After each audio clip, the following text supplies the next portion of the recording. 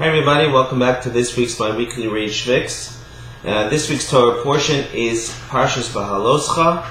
In Parshas Bahaloscha we learn about the misonanim, the complainers. What were they complaining about? So up until this point, manna was falling down from the heavens, the spiritual food, and the asafsuf, the complainers, or the rabble, however you want to translate them, started to complain.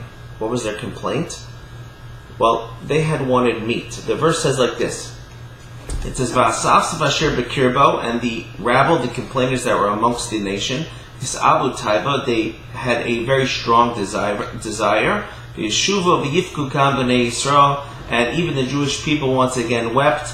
They cried, and Bayomer, and they said, "Mi yachleinu basar," who's going to give us actual meat? They wanted physical meat. So the question is, you have the manna. What's wrong with the actual manna? And second of all, there's an interesting medrash. The medrash says that these people, these misonanim, were trying to fill their mouths with dirt and sand. And we want to know why in the world they were trying to do that. What is that symbolic of? So this tells us really the duality of a human being. So back in Genesis, the Torah says when man was created, it says that Hashem created mankind, afar min ha'adama, dirt from the ground. That was his physical, that was his actuality in physical form. And then it also says that Hashem breathed into man the breath of life. So that's man. A man is the physical body, but at the same time the soul. The question is, who are you? What's your essence? Are you body or are you soul? These Erev, this great admixture that came up from Egypt with the Jewish people, they were showing us over here their true colors. This manna that was coming down from heaven was too spiritual for them, and therefore they craved having actual meat to sink their teeth into. They're stuffing their mouths with dirt and soil was symbolic of the fact that we just want something physical. We're physical people.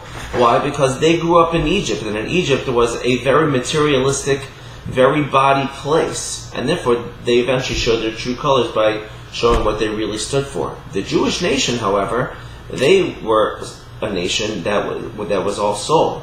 What happened over here?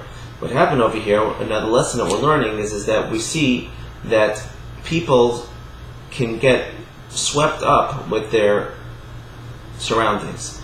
And the people over there surrounding them had this urge, this yearning for actual meat, and eventually they got caught up in that as well. Just for example, if you're trying to lose weight and you want to go on a diet, one of the worst things you can do is go to a party where everybody's hanging out and enjoying really, really good food.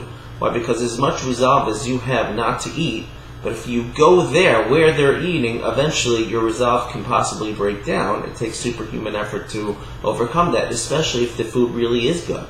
And so therefore, even though you, in your mind, no, I'm on a diet, but if everybody else is completely doing something opposite, so then you're eventually going to show what's inside, and sometimes it's your true colors.